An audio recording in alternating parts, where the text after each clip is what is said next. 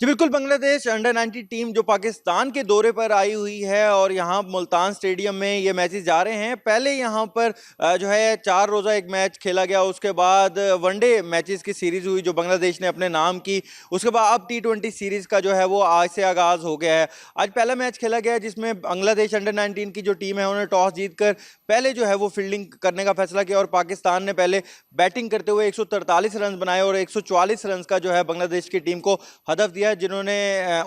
20वें over में जाकर आखिरी 3 बॉलों से पहले ही 5 विकेट के नुकसान पर ये जो हदफ था वो मुकम्मल कर लिया। और आज के जो मैन ऑफ द मैच थे वो शहाब रहे बांग्लादेश की तरफ से, जिन्होंने आज तेज तरीन 41 रन की जो है वो यहाँ पर इनिंग्स खेली। और पाकिस्तान की तरफ से मोहम्मद ईशान ने जो है 2 खिलाड़ियों को आउट किया, लेकिन पाकिस्तान की जो कश्ती थी वो किनारे तक ना ला सके। इस तरह जो ये T20 सीरीज का जो 2 मैचों की ये सीरीज है, तो बांग्लादेश ने एक सीरीज